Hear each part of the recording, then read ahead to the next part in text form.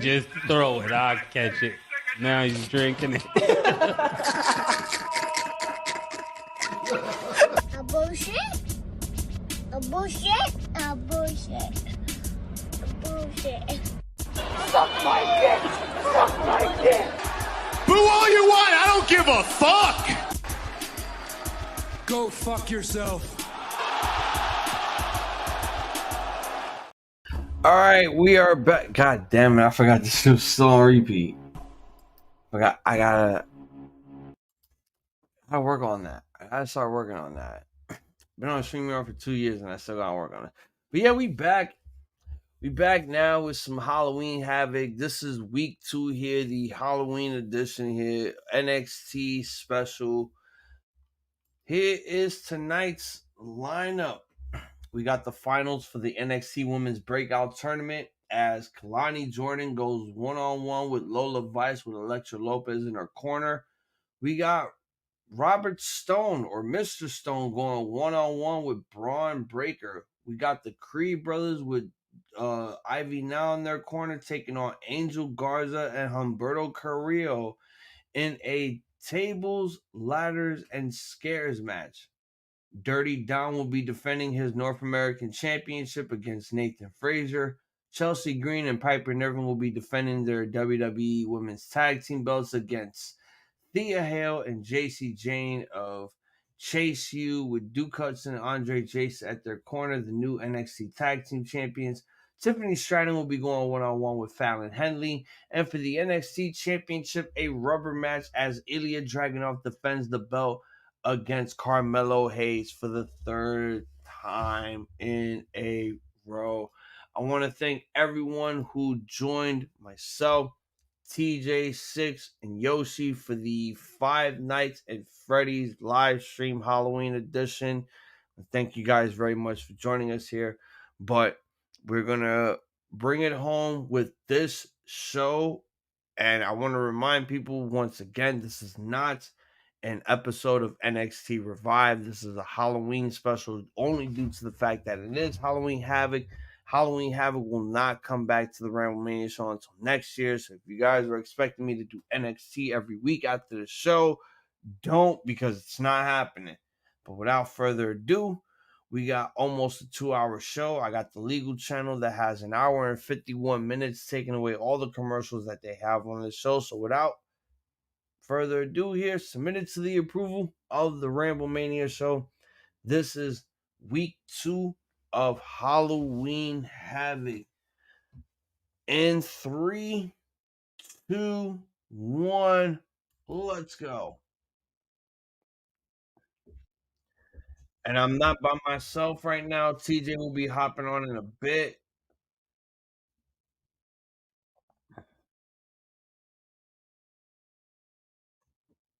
I hope everyone had a very nice Halloween.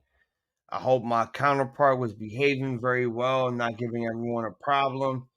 And it looks like Shotzi and Scarlett are out here as Ghostbusters.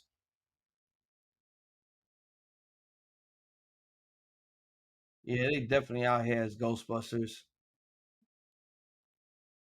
Oh, but they look hot as Ghostbusters.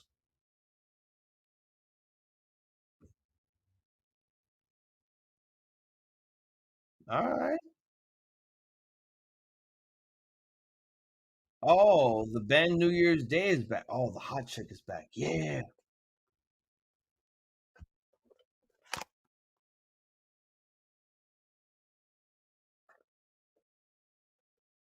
All right, recap from night 1. TK announced on Twitter that on Rampage we're getting Vikingo versus Penta versus Commander.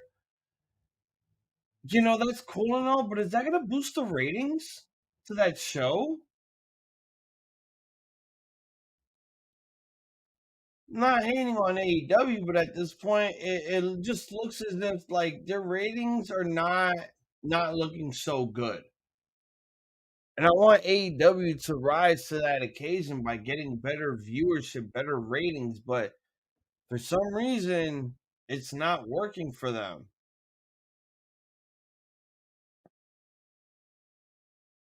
Oh man, this chick is hot. She got a butt. She got red and black hair.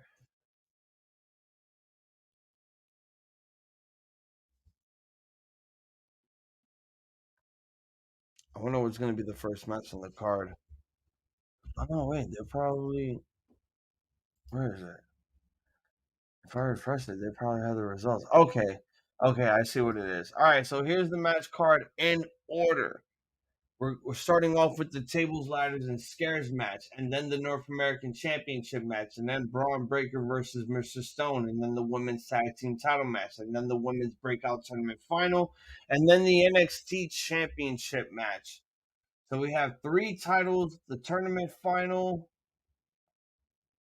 and from the looks of it, I think we only have 1 gimmick match for Halloween Havoc, and that's the tables, ladders, and scares match with the teams of the Creed brothers and the Kissing Cousins.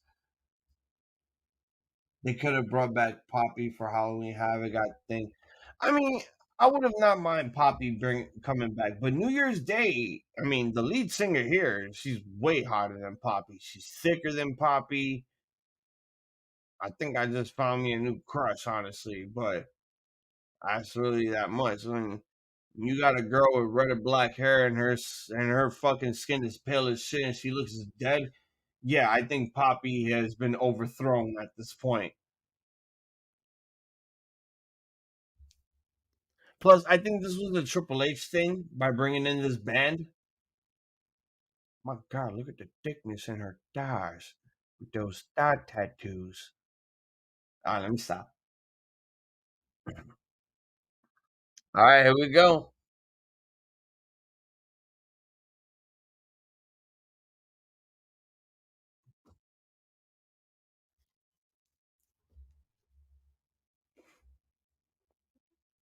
It's time for tables, ladders, and scares. What did you guys think of the Creed brothers making their Monday Night Raw debut last night?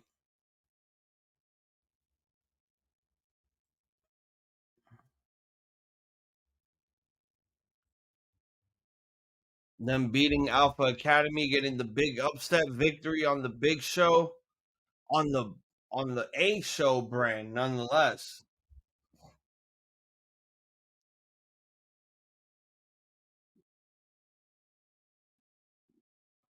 And they're coming out with the all pink outfits.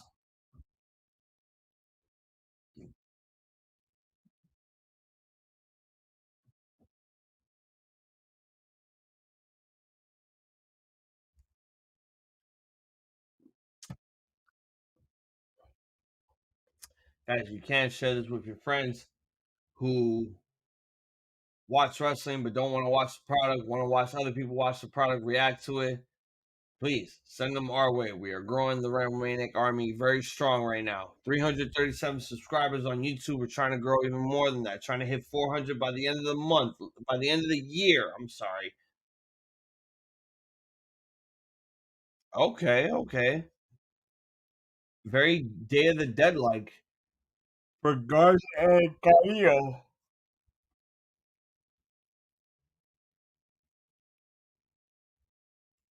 Oh, not even letting them do their entrance. We're just getting underway with this fight.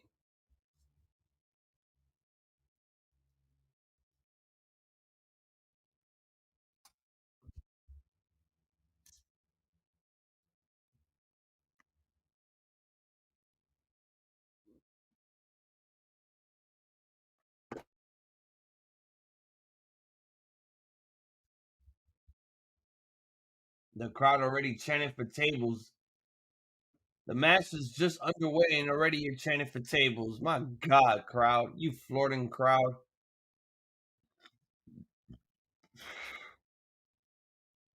Oh, well, you got your table.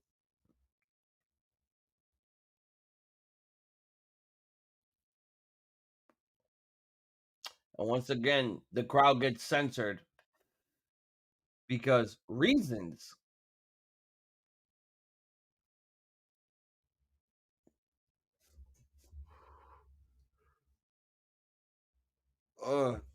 Julius hit an AA onto Garza while Humberto was laying on the table.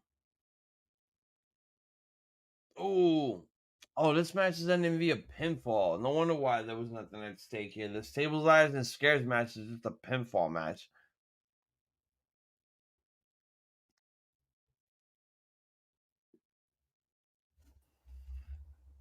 Did you say this tables, ladders, and chairs match is pinfall? Yeah. Boo! This is the second TLC match that we got that had pinfalls. Whack. Can you guess the first one? No, it's the first one. Wyatt and Moxley. 2014, I believe. They did have both those guys doing a lot of stupid shit in their time. Yeah. So that makes sense. Because if I remember, the end spot was Moxley getting shot with sparks by a fucking flat screen TV under the ring. Wasn't that the Hell in a Cell match? No, that was TLC. Oh, okay. The it was one of those stupid The finishes. Hell in a Cell match is when Bray made his return with that stupid holographic. That was when Dean was facing Seth. Oh, yeah, that was that stupid finish, not the other stupid. See how many stupid finishes they did with these guys? Oh, my God. But the Creed brothers are destroying the Kissing Cousins. What?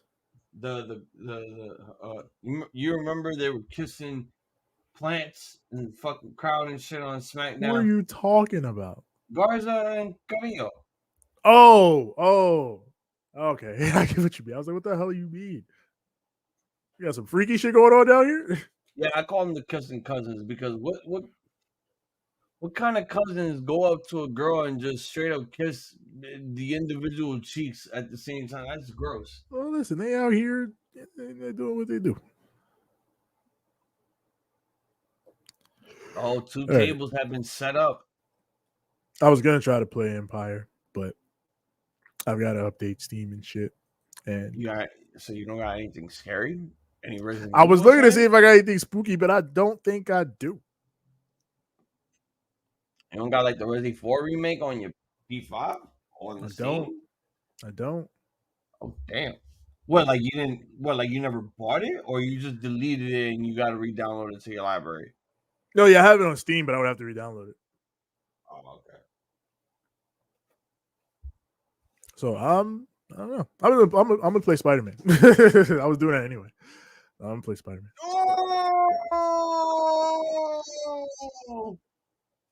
Oh, that sucked. Jesus!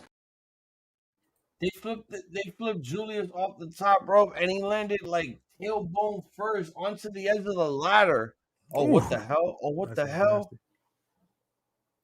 Two things. One, a fan is suing the Braves because a former player threw a ball in the stands and hit them in the face. Jesus! A former player who? What? Yo, they did a gory special with a blockbuster combination onto Brutus onto the double tables. That sounds sick, actually. What the hell? That is crazy, bro. Like, what the fuck? What the hell? That sounds fire. And then what did a fan in a, is it an eggplant or was it an actual, because that's the question here. The question is, why an Atlanta Braves game? Like, isn't the Rangers and the fucking Arizona Diamondbacks in the World Series? What's going on here? That was not the former player. What happened? Like, one of the old players just jumped on the field and fuck this shit. What happened? I gotta look that up. Probably just ate shit or something.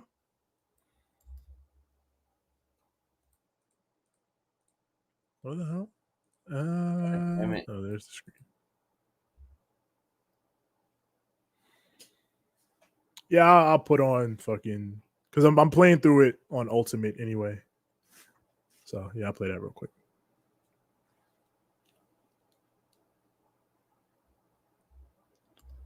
Are you serious? The fuck?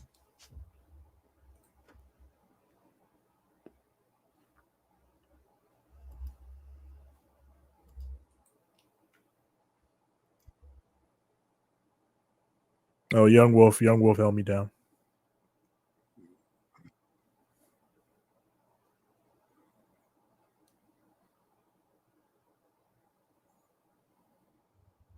I'm just realizing, why the fuck am I getting picture-in-picture on this legal channel? Oh, okay. So it's Jorge Soler, and he did it when he was there because you don't play it anymore. Okay, I get I get it now.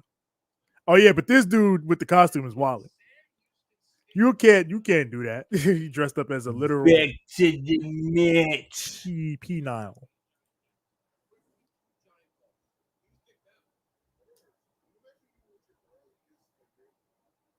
Yeah, you can be damn children out there in that game.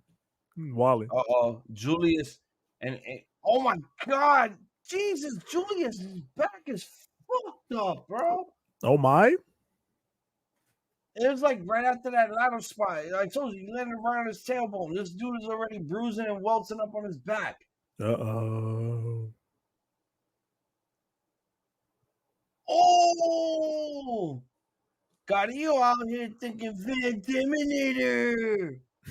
Van Terminator. Oh, he actually is the Van Daminator. He's a springboard Van Daminator. Billy. Brutus Creed. Oh, that was Carrillo. Fucking Brutus took the fucking most of it. He took the bump of that shit. I know that's what I was saying. Fucking, you can't do it for Humberto Carrillo.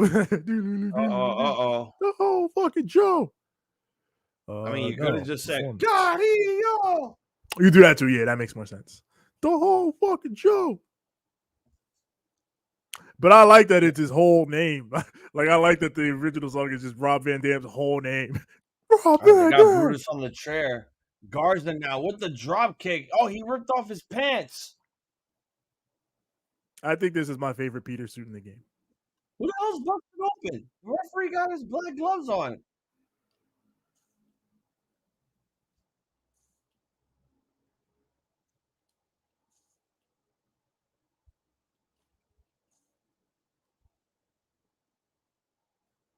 What are you doing? Ma'am. Oh, sunset flip. Oh, Jesus. Oh, my God. Julius is dying right now. Oh, my God. Look at the wood on those metal ladders. Oh, my.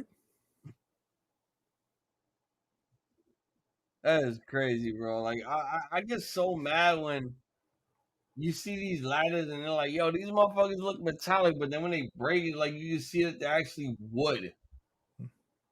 Well, you know, they got to do work ladders for the boys. It makes sense. Shit is weak, son. Just straight up weak. Fuck you, man. Yo, this lady just sitting on a bench while Spider-Man fights cultists. That's crazy. What? Look at this. Look. You see all this? Everybody popping off his beef. Hold on, let me maximize this. Hold on. I gotta see. That's a dude. That's just a dude sitting in a bus bench. What the fuck is he doing? Waiting for the fucking I'm waiting for my bus. I don't care. Bus? Yeah. He's like, I don't give a fuck what's going on. That's real New York shit. I'm catching this bus. I don't care. Look at these gaggle of thugs, though, bro. These are not even thugs. They're cultists. Look at this. This nigga on the streets with this. And he don't care. Homie came out with the AK. This man got flamethrowers. Look at this. And he don't care. This is more of a terrorist operation. Yeah. That's why I told you, Hazel, whenever you get to play this group, who they're connected to, it's a spoiler. It's a big one, but I mean, why does it matter at this point? Who are they connected to? I mean, the other people might not have finished the game, but I mean, they're connected to someone who's gonna appear. I was not in the chat, and from the looks of it looks like he beat the game because he said he needed 2 more trophies. No, yeah, I'm sure Robert also knows who I'm talking about. So, I mean, if you want me to spoil, I'll spoil it, but I don't. For other people's sake, I won't spoil it because not everybody's beating. If it's fucking Kingpin, I'll tell you that it's not Kingpin. It's not Kingpin? All right, because I'm about to say, with all the fucking shit that these guys got, these motherfuckers pulling up with AKs and flamethrowers. Yeah. I'm like, yo, what Albert, what fucking Mr. Fisk have in mind here? I died. Okay. I need chocolate. Sucks being at work. Feel you, young wolf. They gave us chocolate at my job today. And the Creed brothers setting up 2 tables again.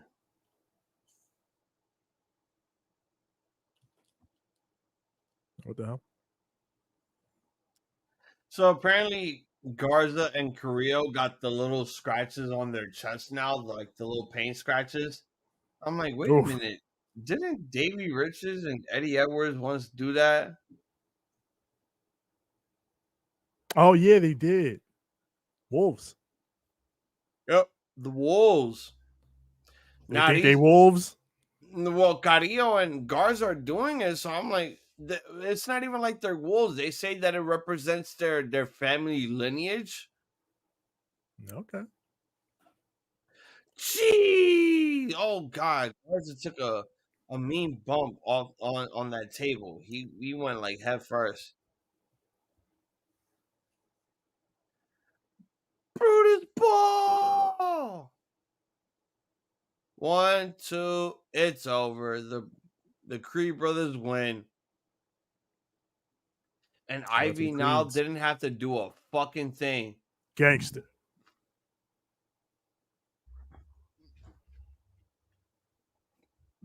Oh shit.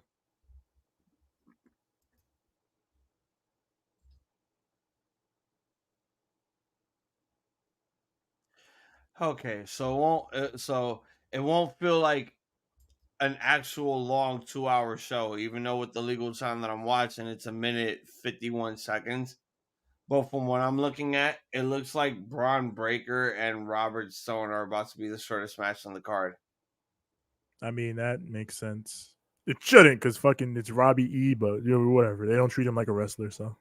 From what I'm looking at though, yeah, even WWE not giving Robbie like time. Well, his role is, I guess, manager, so. Oh shit. So, like, I don't understand. Are the Creed still going to be on NXT, or was that debut a one-time thing? God damn it, Shotzi! Why did you have to dress up as Penny? Like, I have to look away from the screen here because Shotzi is dressed up as fucking Pennywise. She's there. Whether if it's the original or the remake, no, I'm not looking. I'm not looking at Let me this check point. the Twitter machine real quick, see what's going on with Shotzi. Nah, Shotzi and Scarlett are hosting again. Oh. They came out in the Ghostbusters van.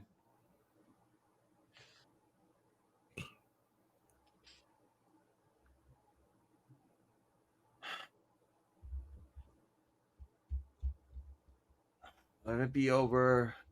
Good thing this is only a one-time costume because they're gonna have her set up for something later on after. And I'm not gonna sit here and look at new or my generation's Pennywise like, no, fuck out of here. No, hell no. Listen, man, this is a thing. Let it be. I know, but when you're 5 years old and you watch Tim Curry playing Pennywise, that shit, it scars you for life, bro. So like I can't look at a clown different. Like I can look at an actual like circus clown, but if it's like anything scary, I can't look at you the same because I'm one of those kids that's like, yo, Pennywise is gonna get me. He's gonna grab me from the toilet, from my asshole, and drag me down that shit. Oh my god. All right, it's over. All right, so we got Joe Gacy right now. My birthday twin. Look, he wears plaid flannel like I do.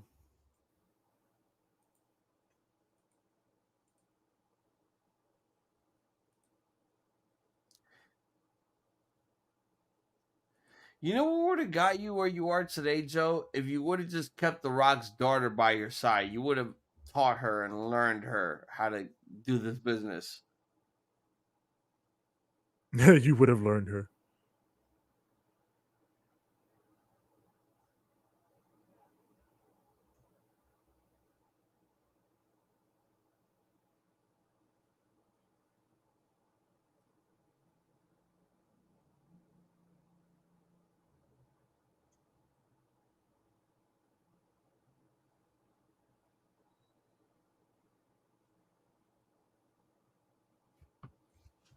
Oh my.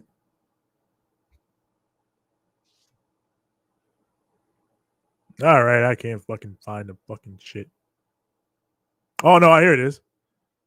Oh my god! Wow, wow, wow. I have a Dawn Okay. here too. All right. This is a good Joe Gacy promo. Nothing about trees and roots. Looks more like retribution Joe Gacy wants. He want retribution.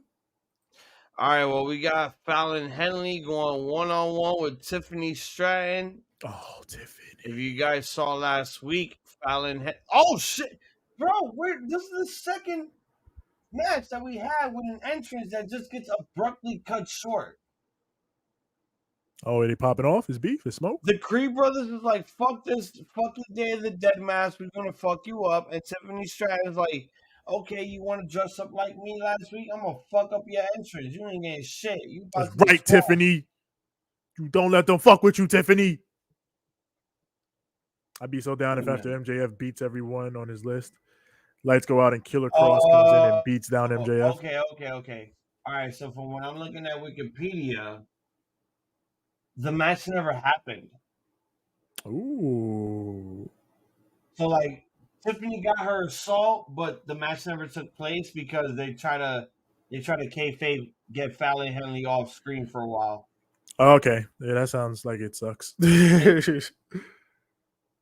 I mean, Young Wolf, after Kenny Omega, Samoa Joe, Bryan Danielson, all those guys, I don't mind Killer Cross, but I don't think you can follow all those guys. Yeah, I don't think so. Nah, I don't know. There's no comparison. That'd be a make or break position if you could, but I don't know. I don't know if he got that dog in him like that.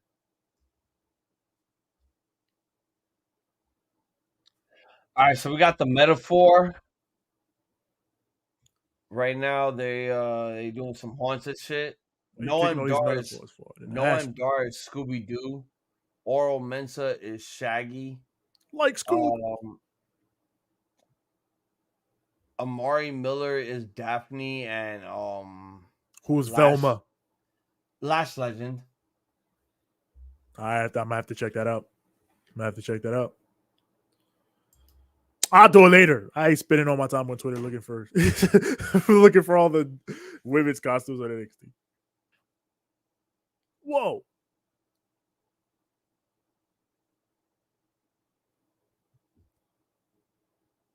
Oh, thank you. Shush, please.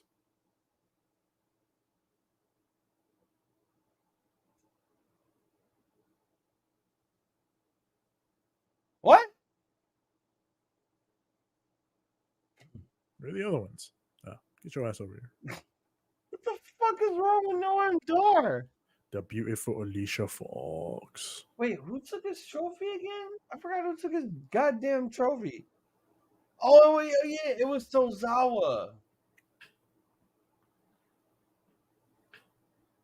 Oh, Noam Dar, Scooby went into the house.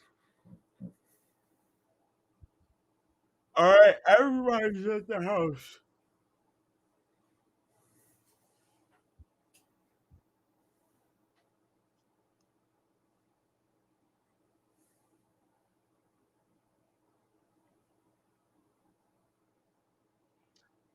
What the fuck is that? Where did those guys come from?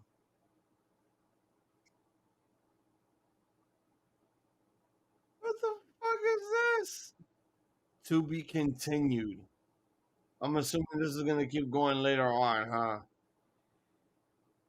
The product, the show threading thing, right? Them fucking around.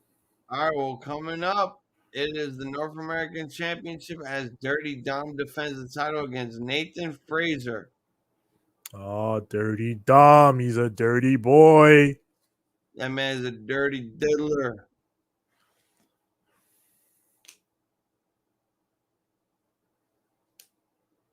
All right, North American Championship match. Nathan Frazer, Dominik Mysterio.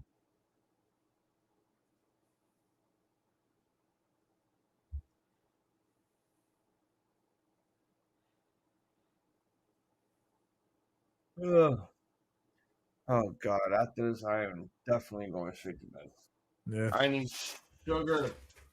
Give me some sugar. Give me my trick or treat candy. You gonna crash after the sugar. Yeah, that's what I'm gonna need. I need to stay up now because this is an hour and 50 minutes, and then I'm gonna crash right when this shit is done.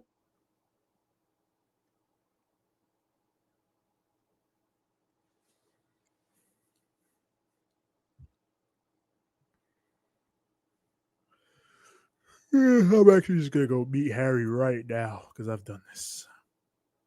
Are you serious? Oh, look at this. Dominik is in a black and white prison shirt with a number with the thing that you hold up when you take your mug shot, and he's handcuffed. And mommy uncuffed him. Mommy freed me from the shackles. Mommy freed me again. Except this time she broke me out of prison instead of posting my bail. Yeah, she posted bail before. Now she's breaking me out. That's my ride or die. I'm a real criminal. So wait. So when Dominik wrestled his dad at Mania 39 and he got escorted by all those COs, does that make that his furlough? I guess. Well, no, because he was out already, right? I mean, still, bro. They gave him the furlough is when you come out for a little bit, but you gotta go back. All right, but what if he got arrested the night before Mania and WWE was like, you know what, this works because we got the cops, we got everyone, we can have them escort you out to the arena. All right, I guess that works because I don't watch the show, so it wouldn't matter if he went back or not. So in my head canon, he went back. Fucking shit. Let me in. I'm a founder.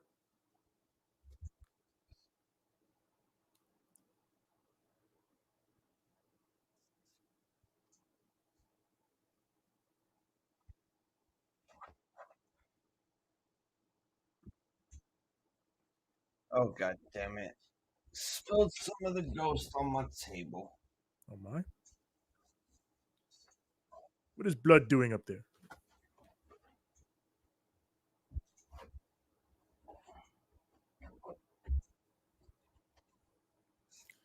TJ, KD really shot over Wemby. I saw that. I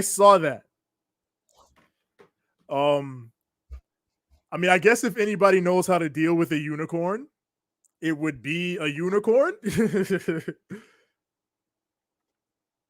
Well, what happened? Suns are playing the Spurs, and KD really took a shot over Victor Wembanyama. Damn near 7 foot Kevin Durant took a jump shot over 7'4" Victor Wembanyama. Well, no shit. I guess it just goes to show that even these motherfuckers could dunk on a big guy. Yo, people are gonna. It's already kind of happening, and it's gonna continue to happen. People are gonna try him, and he's stepping up so far. Well, I mean, when you deal with a guy that's like, the hugest motherfucker in NBA history next to Shaq and Yao fucking name, then yeah, you're gonna wanna put on the most defense on that guy as soon as possible. Because once he gets the ball, that motherfucker tall as fuck. He don't need to dunk. And that's the crazy thing about him. Like, he can handle the ball. He can play off the ball. Like, 7'4" with guard skills is disgusting. Should be illegal. Exactly. It should be illegal, but it's not. Like, so he's gonna be a dangerous player, man. Especially like once he, really gets a foothold in the NBA. They're gonna have him work on his body because he's skinny right now. So that's gonna be the thing. If he takes the Giannis route and then like on top of being 7'4" with guard skills gets fucking yoked, it's over. Oh well, yeah, they're gonna make that guy fit as fuck next season, no matter what. Yeah. And it's like he's under Greg Popovich, like probably the greatest coach maybe of all time. And you know Greg is gonna be like, yo, son, you gotta build that weight. You're not looking so good. Yeah, like all Pop got to do is just fucking like in his office, just gesturing around. Like, I Greg had just Tim gotta Duncan, look at David him and be like, Robinson. Greg Popovich just has to look at him and be like, you ever heard of a cheeseburger, son? Oh, not the cheeseburgers. Oh my god, these fucking commercials are so obnoxious. Like, let's go.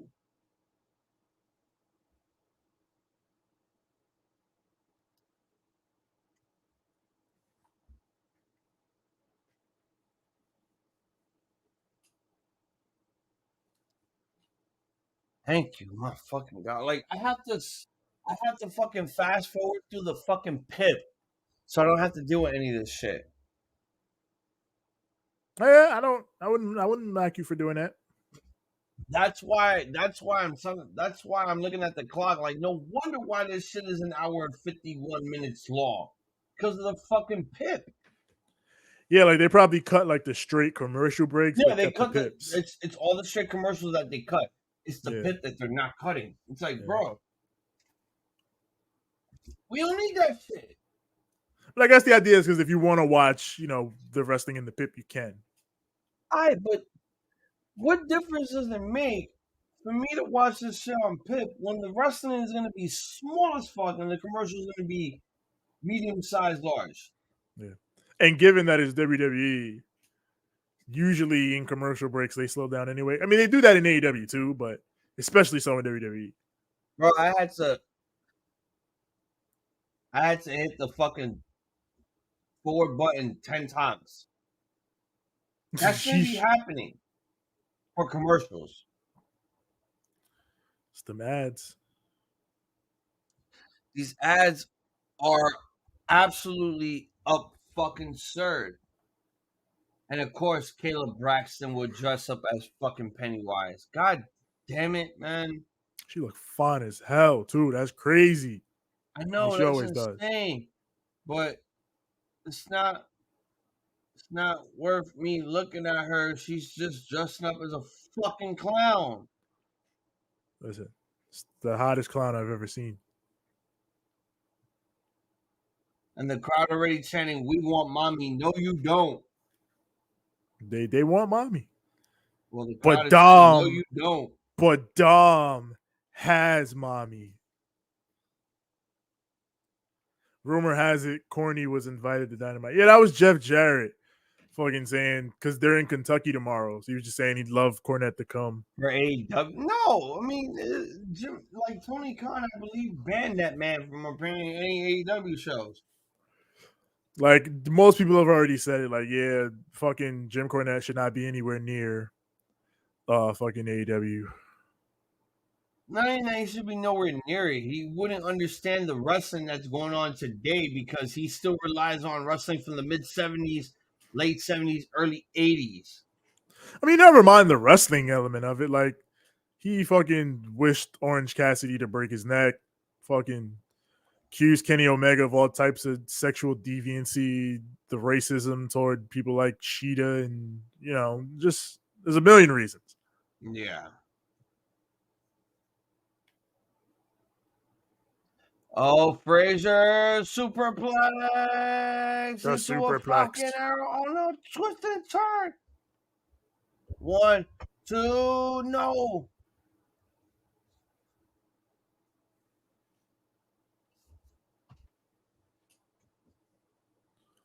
Listen.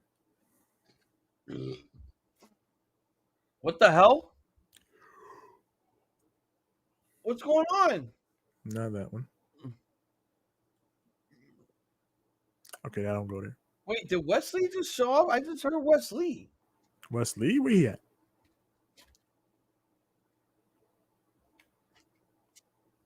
Six, 1. Oh, super kick. Booyaka.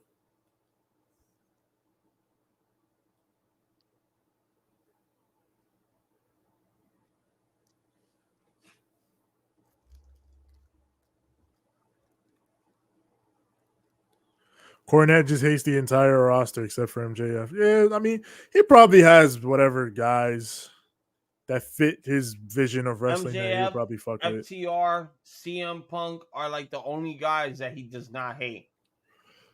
Yeah, that's what I'm saying. He probably has his guys that he fucks with, but like, who cares? Who cares who he fucks with or who he doesn't fuck with? Like, his opinions are trash. And Dominik Mysterio retains his North American title. That quick? That quick. Oh, well, you did skip through shit. There was a pit, but damn.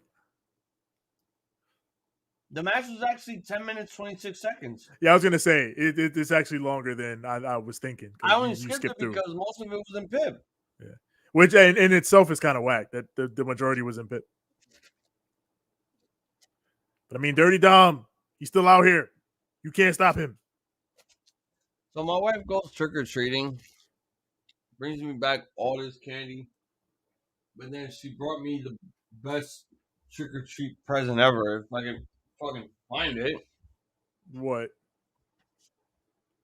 I don't know what people here be doing with trick-or-treating, but if you're giving away Nerf guns for trick-or-treat, that's oh shit, Wesley. Oh, that's where you got that? That's where she got it. She got it from trick-or-treating, and I'm like, who the fuck gave away Nerf guns on Halloween, bro? That's fucking cool.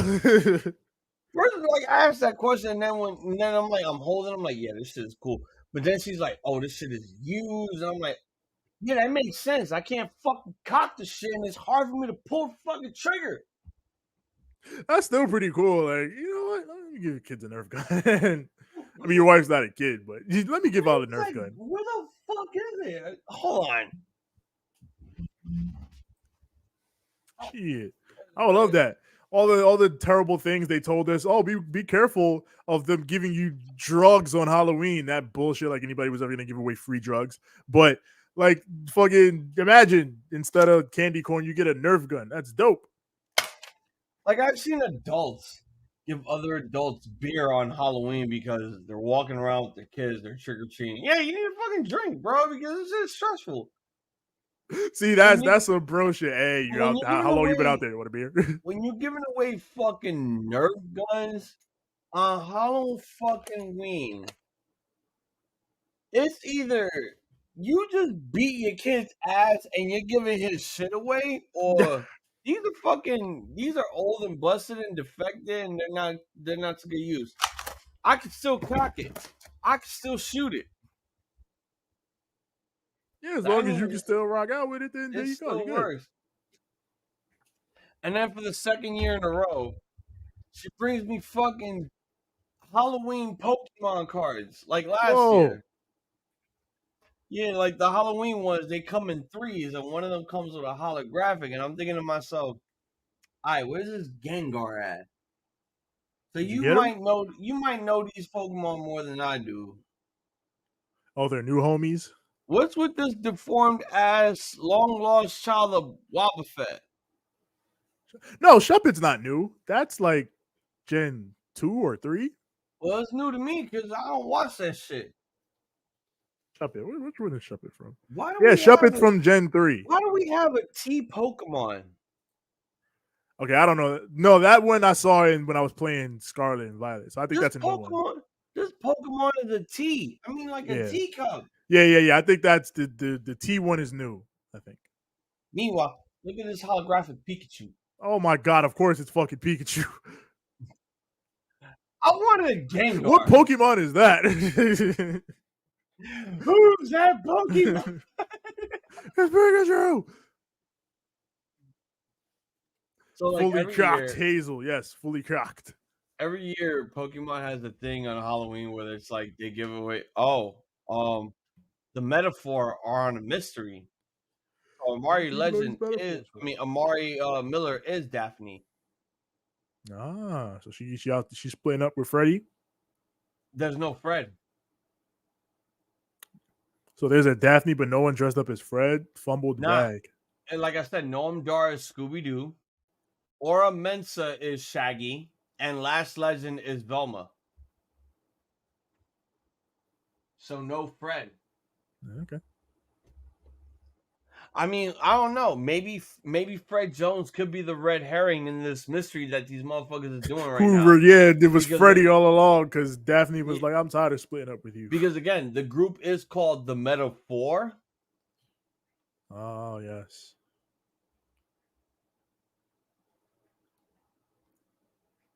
Wait, what?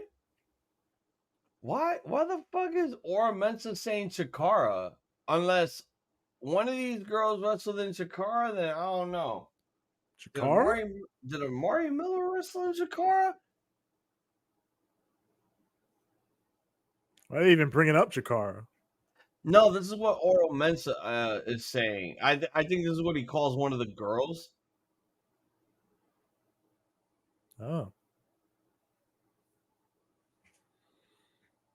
Quackenbush has been there, right? You just whacked a man with a piece of chicken. Tozawa. Hazel got an issue with the T Pokemon, but yet we got the unknown. I mean, we got T, U, V, W, X, Y, Z, and all the others with the unknown. Nah, with the unknowns, I can fuck with, but when you give me Pokemon that I don't even know that you're just making out of like random household objects, like when I found out that a Pokemon was a set of keys, I was done. Well, yeah, there's like 900 Pokemon at this point, so yeah, they gonna do shit like that.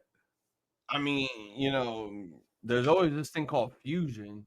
You could fuse a Pikachu with a Nidoking and call it Pika King.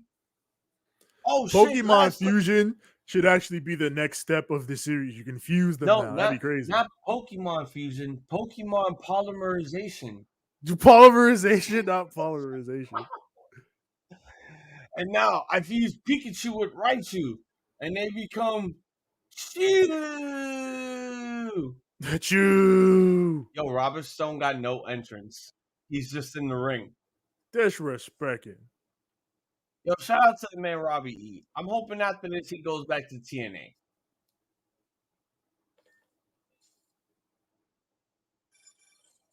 Damn, they showing the footage of when this man murdered Von Wagner's head. Oh, when he killed Von Wagner? Sick. When he so-called killed him, when his head was nowhere near the fucking edge of the staircase. Yeah. You know, it's always nice to get actual footage from actual people that are alive at those shows recording, because that's when we know for certain if it was a botch or not. Yeah. Oh, this man coming out with dogs in his music. You see, DMX. Where my dogs at? Don't imagine Pokemon fusions because someone gonna imagine some horrible shit. Well, what's your option then? Would you imagine Pokemon fusing with each other, or would you imagine a Pokemon game that's hacked that is Pokemon sprites, but they're actually little girls?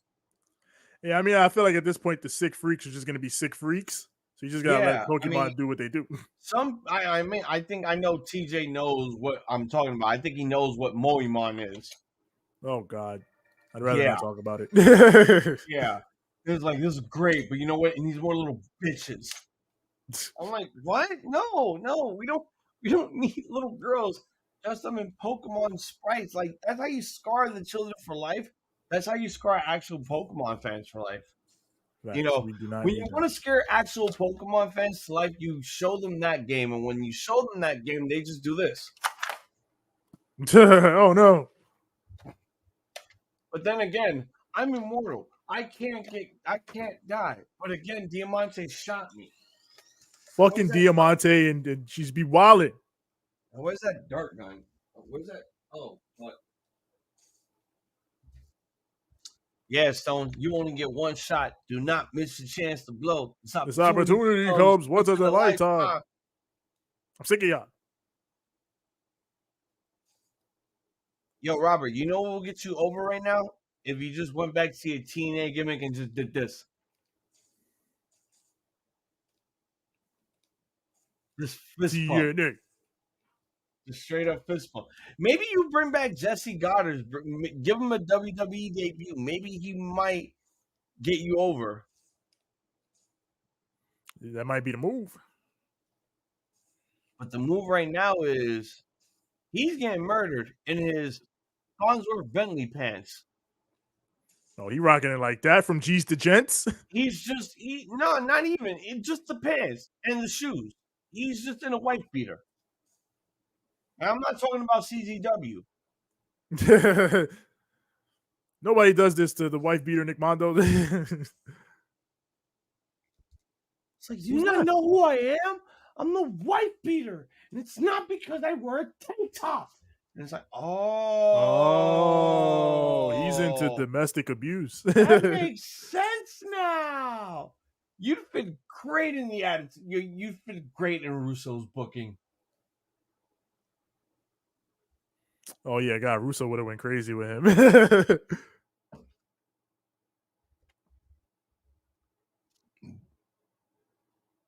Can you imagine Russo in the Ruthless Aggression era, but only doing creative for SmackDown? Like, what if Vince Russo was responsible for the creation of Heidenreich?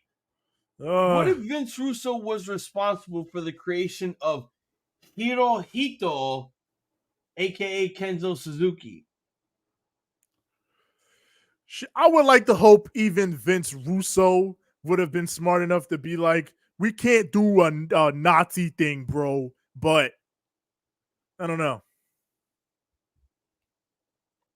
I mean, what if Vince Russo did the unthinkable and said, I got it, bro. You're Italian, right, bro? Guess what? You're an Iraqi descent post 9/11, bro. Oh, this man, Bron Breakker, about to do the same thing to Stone that he did to Von Wagner. Robert Stone. This game he's actually about to murder this man. I like this heel turn from Bron Breakker. This is what I was expecting, not that face turn that he had when he was NXT champion for like it. Yeah, heel should always be out here trying to murder niggas. That's the move. Shit. Oh shit. Come Tuesday? He's back. I love that idea. He's back. Yeah, and he got the bandages on his head still from the injury. Come Tuesday? Turned for vengeance. Am I on 1? No, I'm on 0. He's like Bruce Willis. He's diehard. He's diehard with a vengeance. You can't kill me. Oh, this man said, choke slam on the steps. Oh. Okay, after that choke slam, Von Wagner was kind of dazed and confused there for a minute. But he was thinking the same thing that Bron Breakker did to him, but Bron Breakker got out of the way. So, no murder. Or more importantly in NXT, just black screen. You know what that was when they did that? That was like watching Sub-Zero in Ultimate Mortal Kombat 3 do the fatality where the screen just blacks out. Oh, yeah.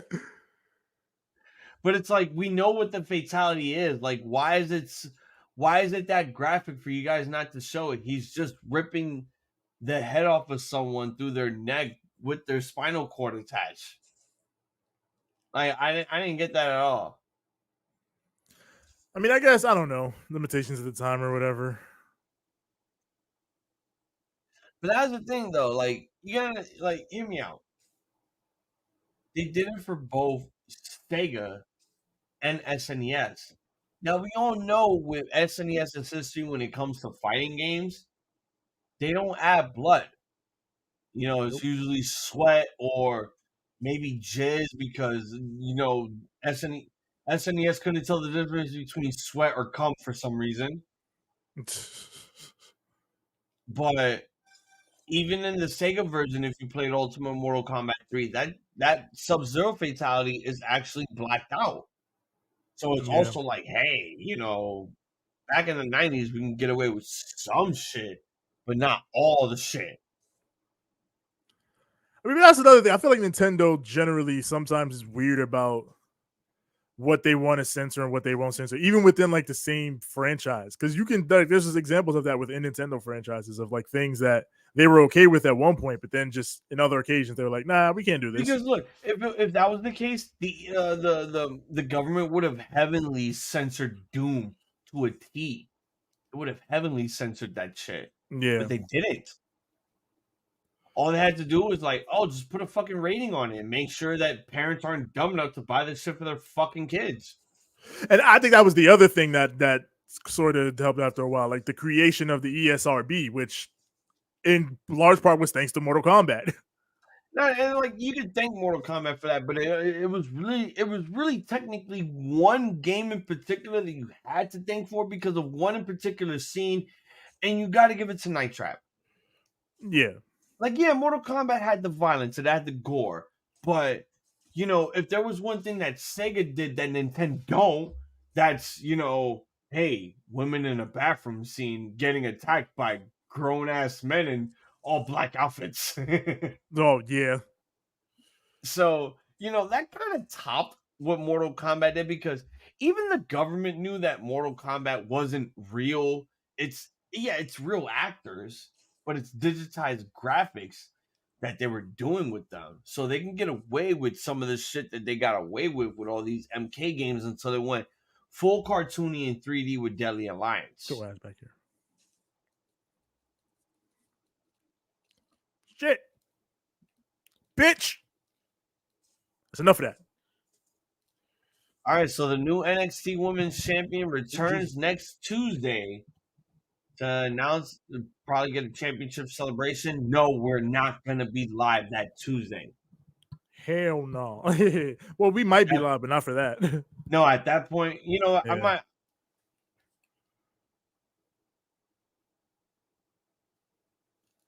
You know what? I'm going to put it on hold because I wanted to make the announcement now since we have all the time.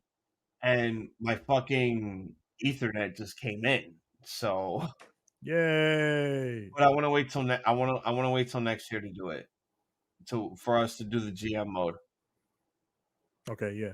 So yeah, like after Wrestle Kingdom, because that's when I'll be fully recharged. I won't be doing the weekly shows in December within like half of that month because I'll be gone for that. But then we'll be back for World's End.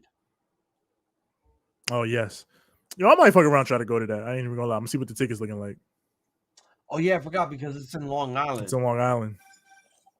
But is it really worth it just to take the Long Island Railroad all the way over there? For an AEW show? Sure, why not? It's leaving you in the Nassau County area, which everyone hates. I'm taking trips out to Long Island for less. Yeah. Says the man who wanted to take the trip to Jersey. And fully intended to take the trip to Jersey for Blood and Guts, but COVID. No, that was we're talking about for Revolution. Oh. Wait, Revolution wasn't in Jersey, was it? Wait, was it? No, that was Full Gear. Yeah, that was that one. It was that one. Trust me, I already made my trip for Blood and Guts already, so. Yeah. I mean, I'd have made the trip for that too. I just couldn't do it at the time. Oh shit. Yeah, I think you might want to turn on the NXT real quick. Why? Because if you want to see Thea Hill looking hot instead of her looking like a Broadway Cats character, now's the time. It's either that or the assistant, because the assistant's never coming back, apparently. She's never coming back, so fuck that. Fucking give me Scarlett, Shotzi, and Tiffany. But no, I think honestly, Jacy Jayne changed her attitude completely. Give me Jacy Jayne too. She fine as hell. Like, but she's the dark sky before the dark sky starts her dark progression. Yeah, but Jacy Jayne was already evil. I'm talking about Thea. I'm talking about Thea. Yeah, okay. Yeah, Thea. Because remember, Thea was a coked up Adderall Red Bull drinking hype girl that was like, she was a college student. College student that was basically idolizing Flavor Flav. She watched a lot of Flavor of Love, I presume. Yeah. Because out of all of those, I didn't say that she was on the perks. She wasn't activated like that. Nah, she wasn't. She wasn't activated like that. She was activated ringside, but not also type shit. Nah, she wasn't like that because holy fuck, she'd be like Jordan Grace, with all the gas. And no, I'm not saying she's on the steroids. It's a bit, all right. I only say that because for someone like Big Mama Punk, when I saw her first bodybuilding competition, she looked like she was gassing up a bit. Yeah, but listen, then Jordan after, Grace is fucking jacked. There ain't no way around that. No. But here's the thing, though, TJ. When I first saw Jordan Grace at the EWE show, that was 2016. Okay, this is before Impact. She was not what she used to be. That's when she was still thick mama. Yes, that was when she was still like, oh my god, can I just squish you? Cause yeah. She was squishable. She's not squishable no more. No, now she's just a fucking marble table in your fucking kitchen. Just cut. Yeah, she granted. I mean, shouts out to her. Like, she did fucking great. But yeah. Like here's the thing. I'm not a big fan of wrestlers who transition to bodybuilding, but for some reason I'm a big fan of bodybuilders transitioning to wrestlers. Well, that's because the fucking king promoter just did that for years. It's like what Dave Alvarez said about Cody's tattoo. His neck tattoo should be on his chest, while his chest tattoo should be on his neck. That's true. Like, that type of shit. Even though I don't fucking like Dave Alvarez. Let's pull around. Go through here. I think he, Ryan Satin, and Dave Meltzer are just a bunch of clickbait hacks that just have this weird obsession for certain type of wrestling. I mean, they've been around fucking 30, longer than 30, almost 40 years. 30 years, but now... Whoa, Miles, where the hell did you come from? But now we're in this day and age where it's like he has this huge hard-on for New Japan and AEW. Like, I understand the reason why he doesn't, talk about WWE, why he's not in the media scrums, because if many of you don't remember, he kind of exposed Vince McMahon on a daytime talk show after the Donahue thing, I think. The steroid trial. Yeah, the Donahue show. So that's why you don't see Dave Meltzer on the media screen. Like, he's immediately banned. He's banned. But I mean, I don't know. I feel like Dave chooses not to go to those because he's invited to the media calls. But that's also those options. But you gotta understand when it was. I go by that show because it's like, the one thing that you never want to do is that you don't want to expose Vince for all the bullshit that he says on behind the scenes or on national television, because he'd find ways to shit on your life, ruin your career.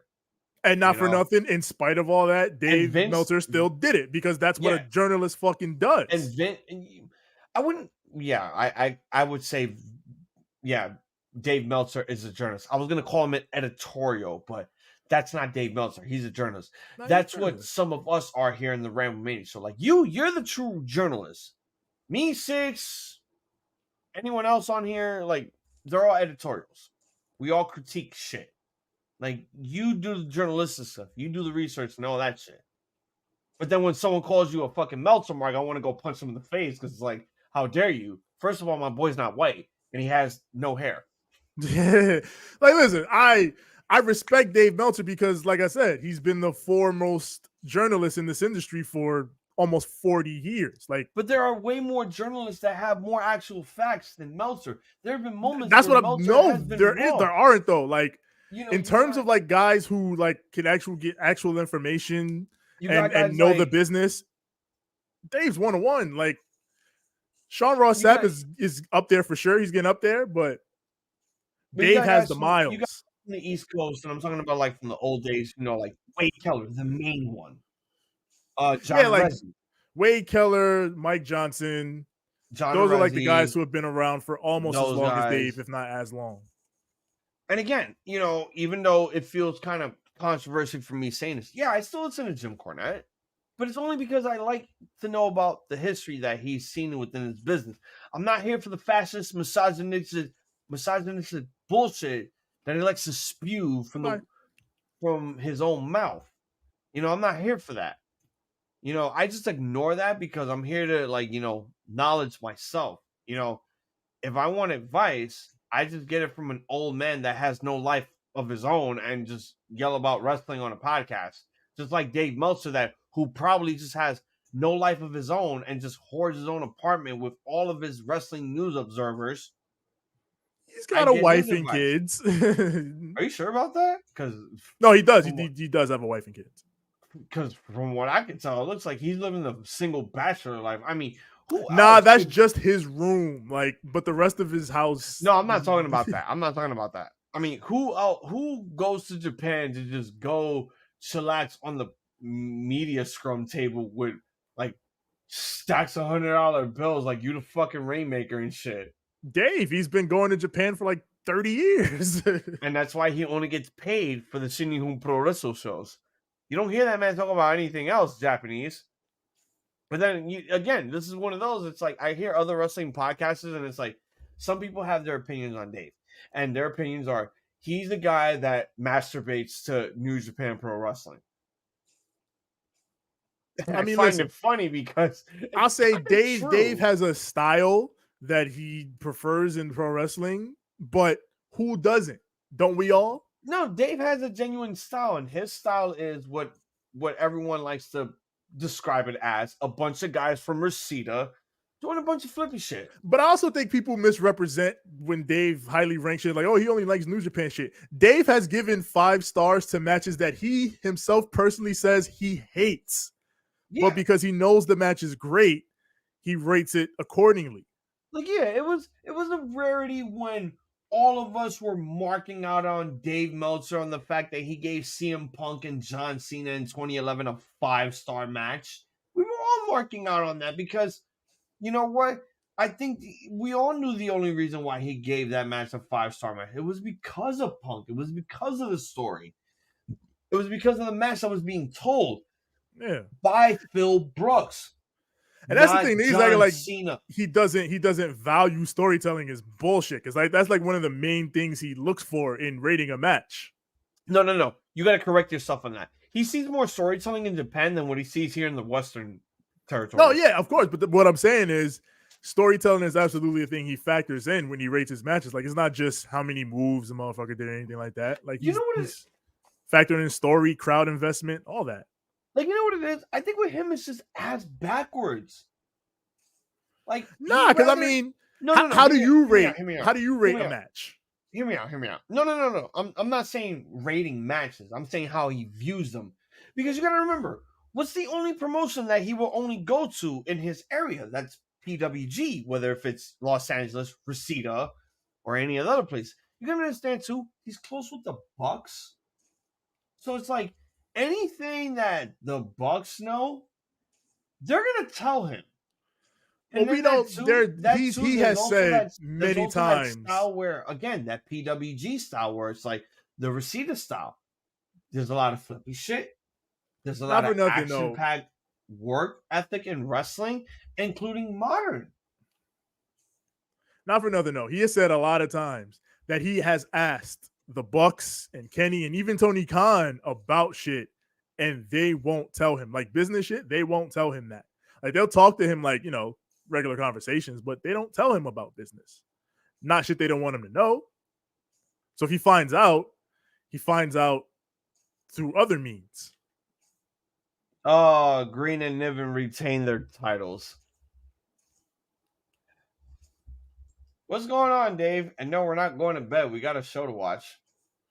Well, he does. Oh, I have a show to watch. You see how I'm rocking. Yeah. And he's like, I like lucha shit. And then he says at the end, Dave Meltzer is fine until he talks. Dave Meltzer is fine until he talks. Shit, I love Dave when he talks. Because you know you're going to hear something funny usually. Here's the thing. When I hear Dave Meltzer talk, it's like, well, better get the Robitussin ready because this man is going to say shit that's either going to make half sense and half of it not make sense. Yep. Like and like he'll talk about like that's the thing. That's another reason I like listening to him. Like he'll fucking fuck you. He'll get a question or like he'll be talking about like something regular in wrestling, like talk about like what happened on AEW Dynamite this week, and then he'll end up on like some crazy tangent talking about what like the hell? Georgia wrestling in the 70s or some shit. Hold on, my fault. Sorry to bother you. The Unholy Trinity just showed up on NXT. Oh, Isla Dawn in them. Yeah, elbow fire. But then when Chelsea Green and Piper Niven were leaving, the fucking wheel automatically started spinning by itself. And besides, what did I tell you, Jimmy? It's all a bunch of tricks. There's some tricks. Meanwhile, we got the man with the finest shape up in WWE history, Lexus King, with his throne being interviewed. All right, he thinks he's him. Shut your ass up. You know it's Halloween, right? Yes. So this man is literally dressing up as his dad. He's wearing the exact shirt that his dad used to wear, the shirt with all the skulls on it all over. Wasn't he saying he doesn't want to be like his dad? It's Halloween. It's Halloween. No. He said on his fucking debut gimmick that I fucking watched, I don't want to be like my dad. I'm going to be a new man. That's why I changed my name. What the fuck? He's still Lexus King, which Six still thinks is a porn name apparently, but it's not. I checked. Okay, I looked at people that won a lot of AVN awards. Not any one of them is named Lexus King. If you want to go out of your way and say this man is the Lexington Steel of NXT, you're fucking bugging. Listen, he's an award. He's not an award-winning porn star. He's just a porn star. Like he really tried to fucking make it seem like, see, this shit sounds erotic. No, nigga, it will only sound erotic if you added 2 more X's on that Lexus name. All right. Nah, listen, the Lexus King is a pretty pornographic name. I ain't gonna lie. All right, well, it's time for the Breakout Women's Tournament Finals, and Kelani Jordan, Melo's girl, coming out here looking like Cleopatra, I believe. Shout out. Hey, we got to start throwing niggas. Gotta do that. Oh yeah, I've been trying to all this shit I've been doing because I'm already used to the gimmicks. Give me that too. I need all that. That. I'm not I might not be working Thursday unless these motherfuckers decide to call me Wednesday afternoon. Like, yo, we got a shit for you. I'm like, no. Praise up. Come Wednesday, we could continue with now the White Ranger shit. After me and Dave are done with Dynamite, or do you want to say? Nah, we can't do it tomorrow because I got to work early Thursday. All right, so maybe this weekend we'll see. Yeah, we'll see. Probably Friday or Saturday. Well, Saturday, I still want to continue the Mario Party stuff since Dave got his shit like fixed up and he got a new controller. Okay. So that'll be like after Collision and whatnot. It's so weird that I had a hard time with that fucking Mario Party, but for somehow I fucking walked away with that one. What a crazy game that was. I beat the computer. See, even at the end of the day, if one of us beat the computer, we all win because we did it. Yeah, so that was the main purpose of the game, just being that fuck ass Yoshi. Yeah, that was the whole point. Like, but yeah, the next one we are gonna play it normal this time. All right, I don't mind playing it. But then again, it's like maybe it was Mario Party 7 because the difficulty does like go up the charts. It's like Killer Instinct's Kyle difficulty. Like the AI knows everything. Yeah.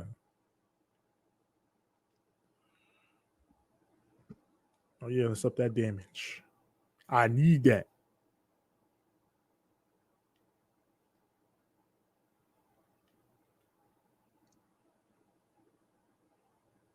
Oh, nice arm drag there by Kelani Jordan.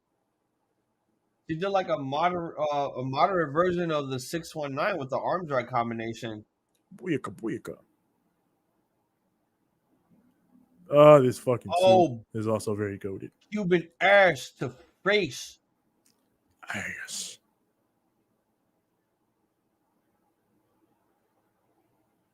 lot of twerking from Lola Vice. Oh, she out there twerking, Margo? You know, I don't mind it because you're high and all, and you're probably better than Ronda Rousey because you're an MMA girl. But I don't need all that twerking in my wrestling. Just stick to the wrestling.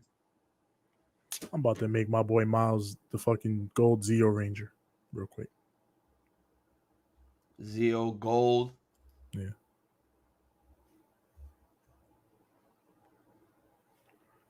And then, why did they pick this suit out of all the suits from the Life Story comic? Because they gave Peter this one too. But I'm keeping Peter in this because this costume, this fit too fire. I love that they got both Scarlet Spider fits in this game. Shout out my nigga Ben Riley. They got Ben Riley in the game or just the skin? Just the skin. Okay.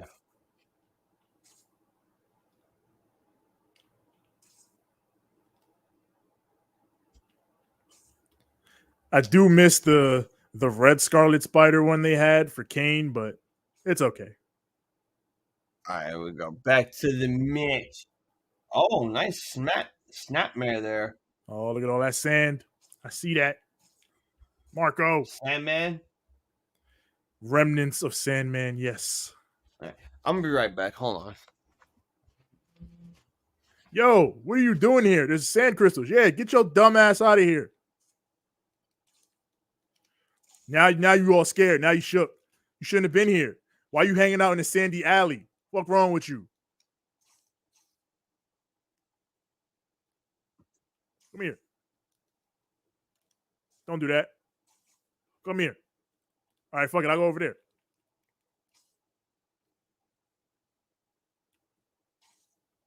Get your ass over there.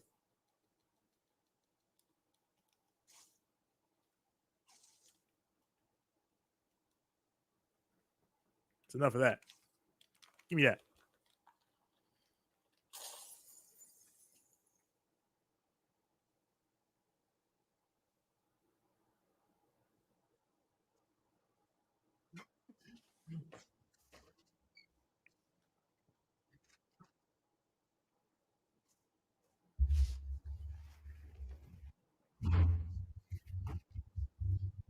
Look at all these fucking J-Brons in the back in their fucking costumes watching this Breakout Women's tournament. Not the J-Brons. It's so fucked up. They got a African American from the Next in Line program dressed up as Hogan. They got what?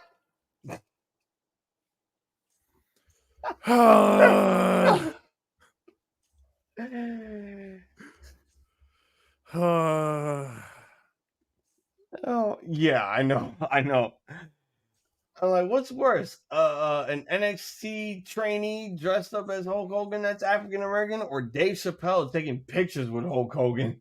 Both suck pretty bad. Oh, Miles. Oh, yeah, you ain't sneak up on me this time. Wins. Jump him, Miles. Let's jump him. Jump this nigga. Why are you crying? You just won yeah, you getting jumped, bitch.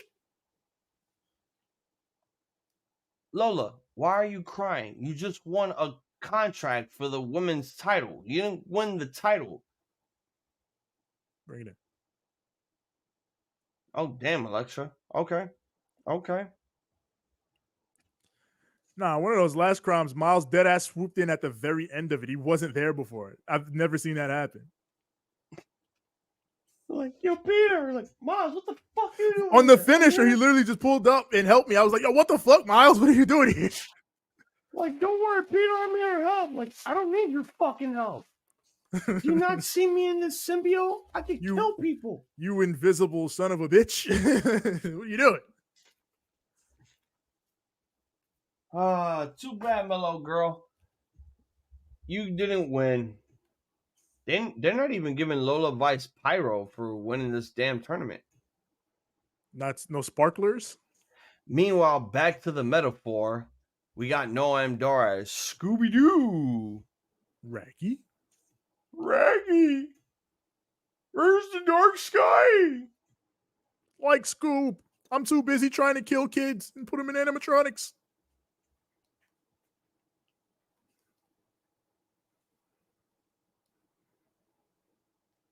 Oh, there goes his trophy. Again, Tozawa took the trophy. So this looks like a trap.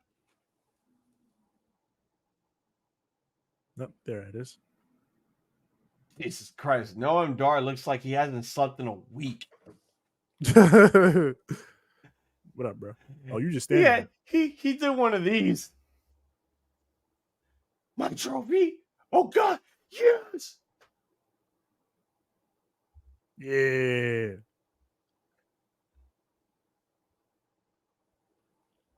All right. Where's the trap? Where's the trap? I swear to God, if they give Akira Tozawa the Heritage Cup title reign, this is definitely Triple H booking.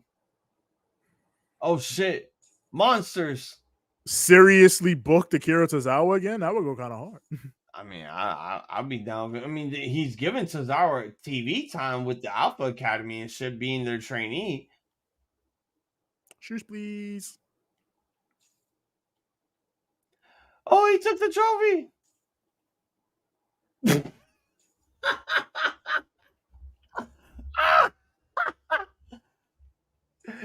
Tozawa takes the trophy. They show his face, and then all of a sudden, cheap ass bullshit lightning flashes. Oh no. Ba, ba, ba, ba. So apparently Tozawa controls the monsters in this haunted house. Just make Tozawa the leader of the Wyatt Six. Sure. Make him the leader. Have Bo Dallas come back. Oh, he gave him back. He gave him back the trophy. Do you believe? Oh, Tozawa's going after the trophy next week. Oh my? Oh my. Oh wait. Oh what? Oh what? It's over.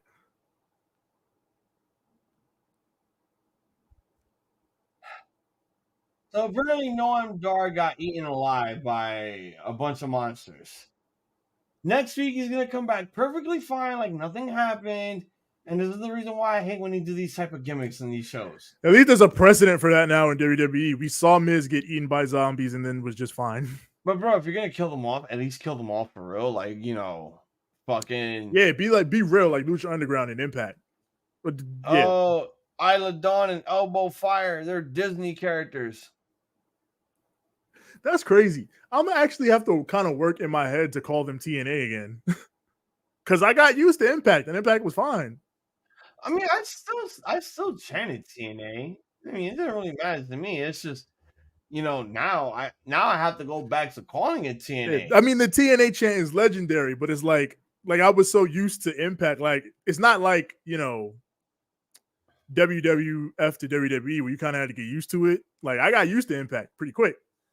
And was ready to not go back, but now that we're going back, I'm good with going back, but it's gonna take a minute. Like, I mean, I wasn't expecting them to make that return, but when they did, it's like, am I really ready to go back to this? But then I'm like, yeah, let's go back because I think it's gonna be back to that whole cross the line shit, whatnot. And I mean, I'm not asking for 6 sides. I'm not asking for any of that. I'm not asking for you guys to go back to Universal or any of that shit. You're a Canadian company. You go wherever you damn well please. I mean, but like we talked about before, we're like one-offs or special events. Like, yeah, TNA is back at the Impact Zone. You don't think like that's a legendary venue for them? No, it is. It's definitely a legendary venue. Depending on how it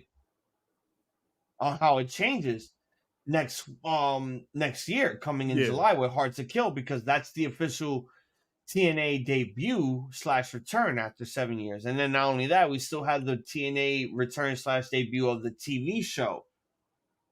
Yeah, like I feel like we're bringing back all that branding. Is like there's so much stuff that you got to at least consider with that. Because I'm not worried about the pay-per-views, because the pay-per-views are going to be fine. The only thing that I ask for the pay-per-views is, if you're going to do Destination X, bring back the 6 side for that show. And if you're going to bring back Lockdown, Just do everything in a steel cage match. It doesn't hurt and it doesn't tire anyone out that every match has to take place in a steel cage. That's the gimmick of the pay-per-view, not just 2 or 3 specific matches that have so much build need a Hell in a Cell, because most of these are not blood feuds. No, like, we could do, like, when they did Lockdown, I respected it because every match took place in the cage. But then the main event, you had the big match that was in the cage. You had their version of War Games, which was probably one of the most genius things that they've ever done. You know, people would contemplate and tell themselves, how could 10 guys wrestle in one ring? Yeah. It's like you've never seen a battle royal before in TNA. Like, they've managed that. It's not going to hurt them in the long run if they do a War Games version with just one ring. Yeah, it's pretty easy, actually.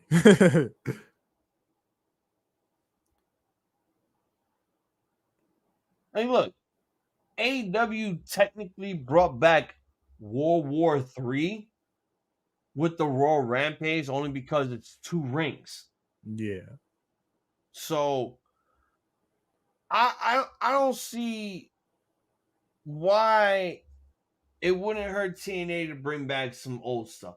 Like, if you don't do Lockdown, bring back Hardcore Justice. You know, like Hardcore Justice, they had, I mean, I can't really say they had good shows because Hardcore Justice only started because Dixie decided to bring in the ECW guys. Yeah. But I didn't hate it because Hardcore Justice had a concept. Everything was, you know, hardcore / extreme. With WWE doing Extreme Rules, like every match is normal except for maybe the main things that they build. Those are the ones that get the gimmick matches. Like, why though?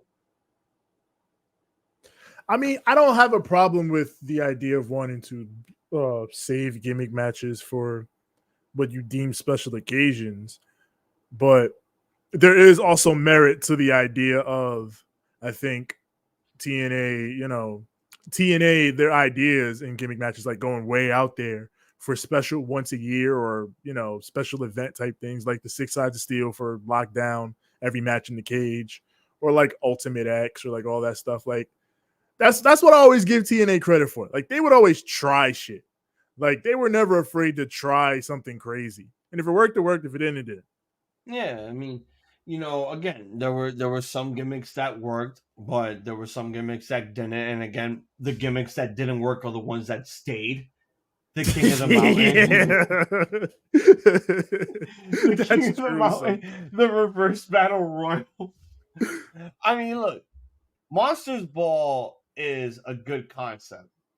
It's one of those gimmicks where, you have to bring out the actual monster in these people. You lock them in a room for 24 hours with no food or water. Of course, they're going to go fucking crazy. I don't know what I saw in the Monsters Ball match at Bound for Glory. It was okay for what it was, but it didn't feel like a Monsters Ball. All it felt like was your typical WWE premium live event Extreme Rules match. Need Abyss in them shits. With shit that you could get away with on Impact than on WWE. Niggas ain't doing it like Abyss used to do it. I miss Abyss, man. He ruled.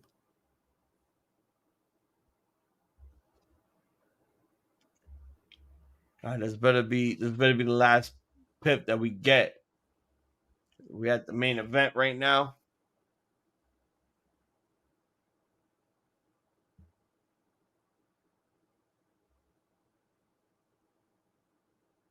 I'm trying to put together this fucking. Oh, here we go.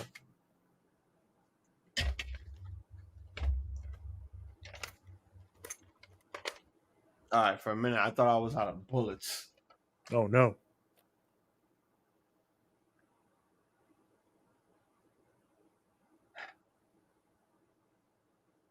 If I'm gonna bring back the machine gun bit again, I need more fucking Nerf darts.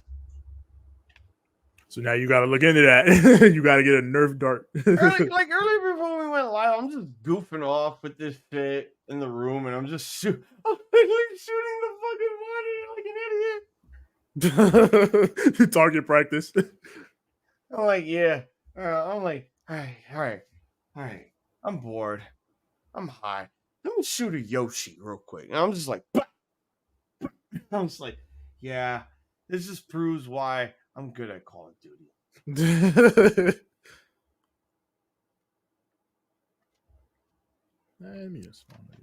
Okay, well, let's see if this match. Oh, Jesus. What the hell? Why do I feel like we're bringing it home early? Oh, my? Oh, no. Okay, no, not yet. We still got more match here. I was about to say, that'd be crazy.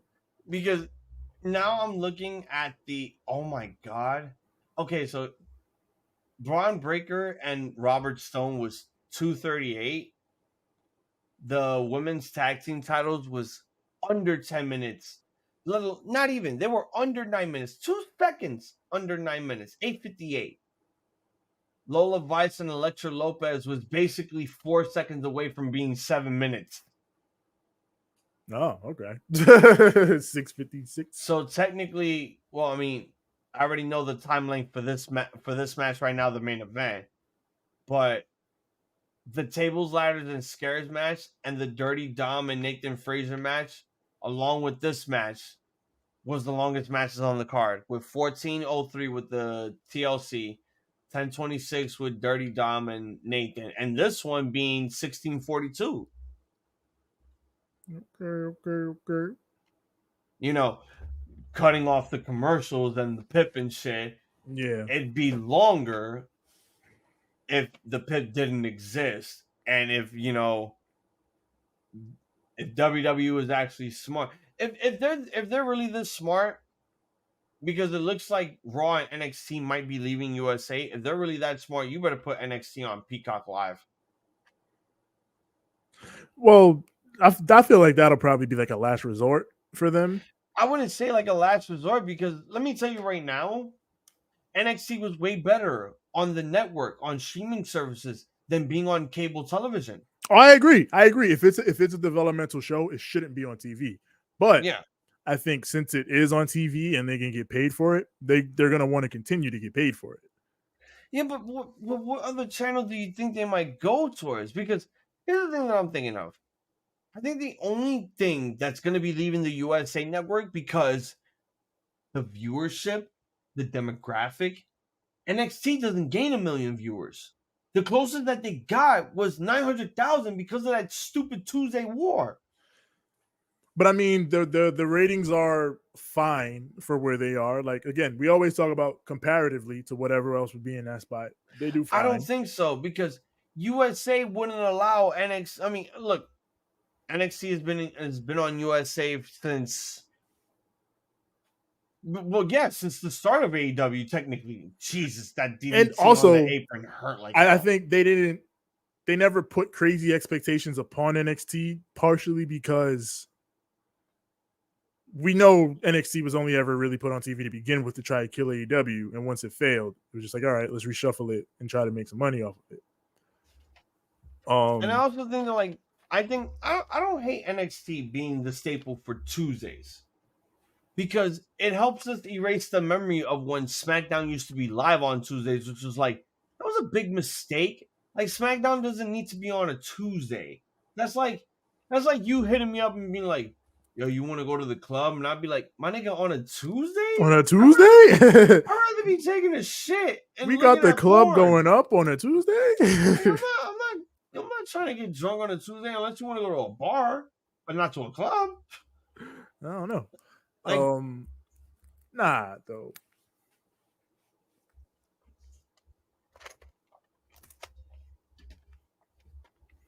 I don't know. I feel like with NXT, if like I said, they're gonna want to put it on TV and get paid for it.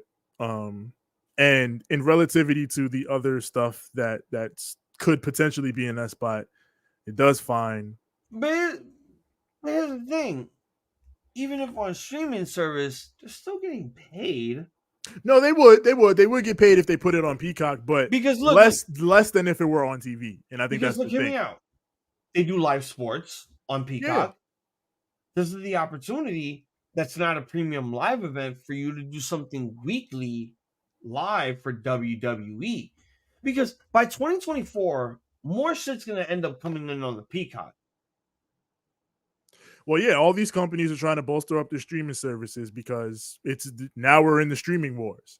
Everybody needs a good streaming service. So obviously everybody's going to want more content for this That's shit. what I'm saying. Like, I don't think Raw needs to go anywhere. Like, Raw has been the staple for USA for years. USA ain't never letting that go. Even though they left, went to TNN/Spike for like 7-8 years, then went back. That's their staple. That is definitely their staple. The fact that SmackDown is going back to USA, that's cool. But if we keep it on Fridays, that's even better.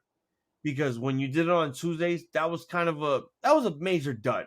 That was technically a major dud because last time I checked, I never wanted SmackDown to be live because I know how SmackDown is.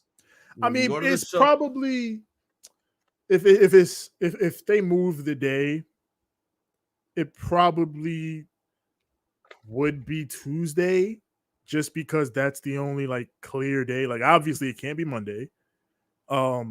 They probably wouldn't want it to be Thursday because of football. And oh no, definitely. You know, like I mean, I don't think football is gonna hurt them because Impact doesn't get hurt. Well, I'm not gonna say Impact doesn't get hurt by football ratings because they do. They get obliterated like Exodia. But that's what I'm saying. Like it won't hurt them a ton, but it will hurt. They're concerned over the fact that football outviewed them. I don't think they're concerned about that. I think they're concerned about every week. Push come to shove, if push came to shove, and the execs were like, "You got to go to Thursday," I don't think they'd have a problem going to Thursday. I'm just saying their preference would be another day because of the fact that NXT wouldn't have a problem being on Thursdays because once again, you know, like WWE, they never considered Impact competition. They think Impact is just a non-existent company.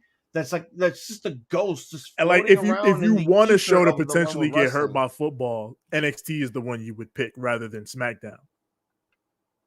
No, because SmackDown deserves that Friday spot because there's nothing on Fridays unless if it's like baseball or basketball. They never do football on Fridays. That's the thing. Because of the fact that Friday is pretty much a clear day for them.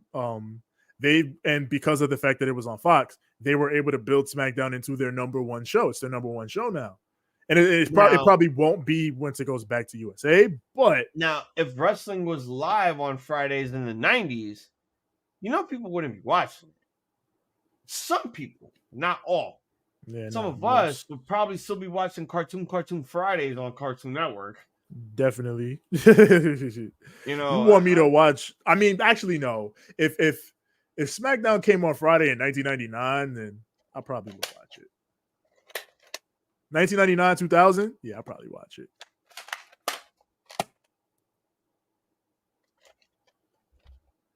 This man, Dragunov, is just destroying the announce table.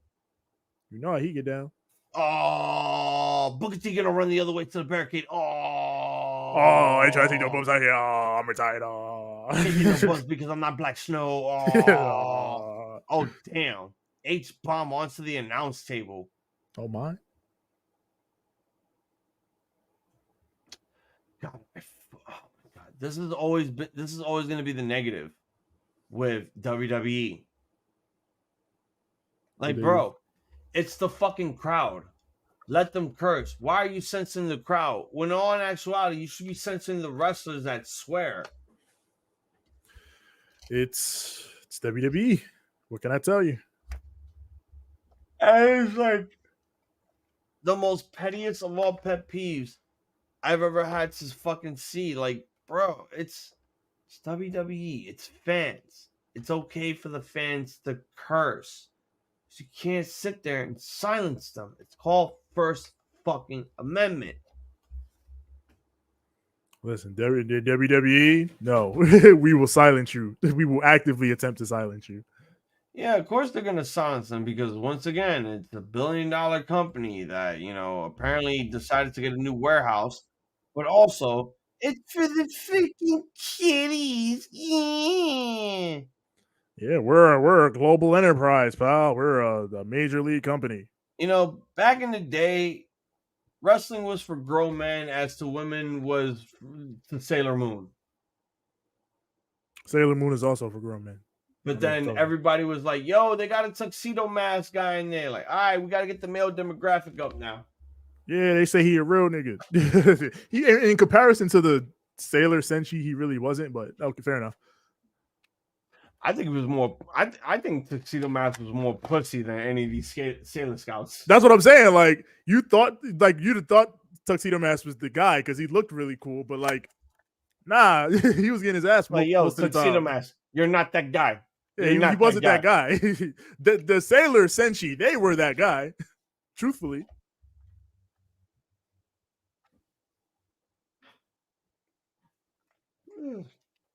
Tuxedo Mask was just out there looking cool.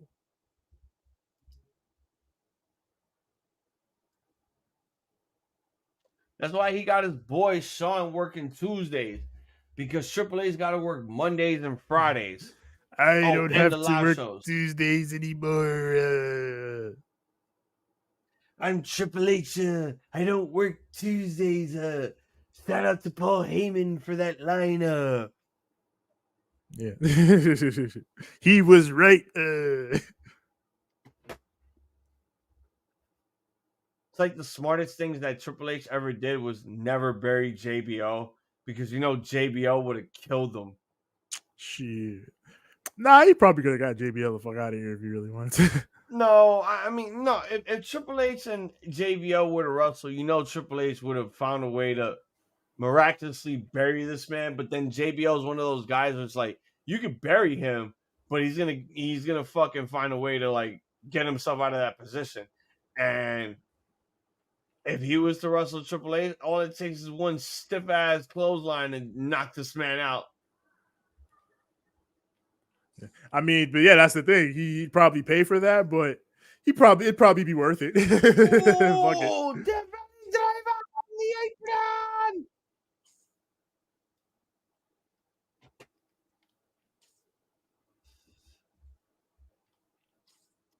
Well, it is official. Halloween is over. It is now November 1st. You know what that means? Start getting your Christmas decorations together and shit. She's coming. Mariah Carey is coming. You can't escape Mariah Carey. Oh my god, damn. Sis, you just reminded me of that. So, yesterday I was telling Six about how I can't stand listening to the fucking radio at work. That's why I listen to my own shit. But even if I have one earpiece on, I still hear the radio in the back. So it's like every hour on the hour from beginning to end, it's that damn Miley Cyrus song. It's like from start to end. Which one? I could buy myself flowers. I'm like, how about you buy yourself a gun? Fuck's sake. Like, I gotta hear that shit every hour on the hour. And it's twice. They do it twice. Another one, that calm down shit. Like, yo, shut up. Shut up. You sound like Buster Bunny right now from Tiny Toons. It's Babs and Buster Bunny.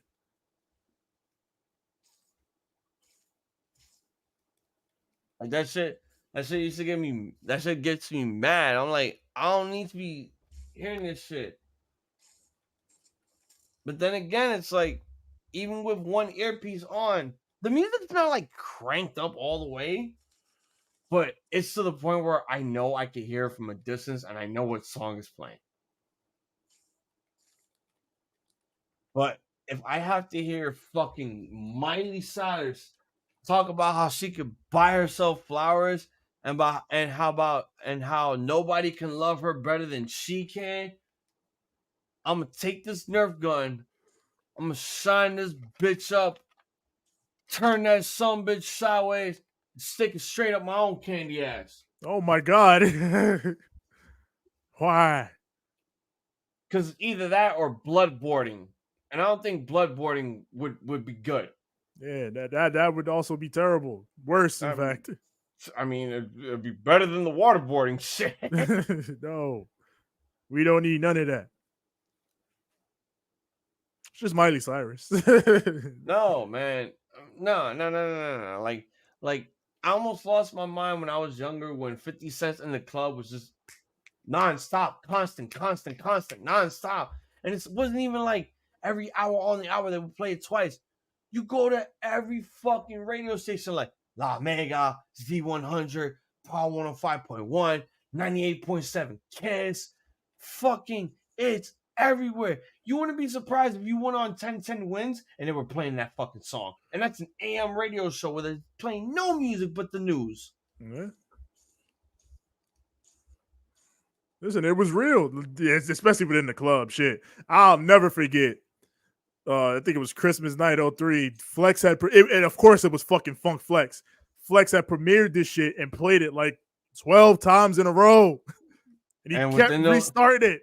And within those 12 times, there was like at least maybe 200 explosion effects. Oh, yes. Jesus, and you know, Flex just kept stopping and starting. New York, this is so crazy. Y'all don't understand, New York. This is one of the reasons why, like, I hate going to fucking clubs like that, because you go to a club, you get interested in the music that they play, and all of a sudden, yo, raise your hands if you're single. Play the music.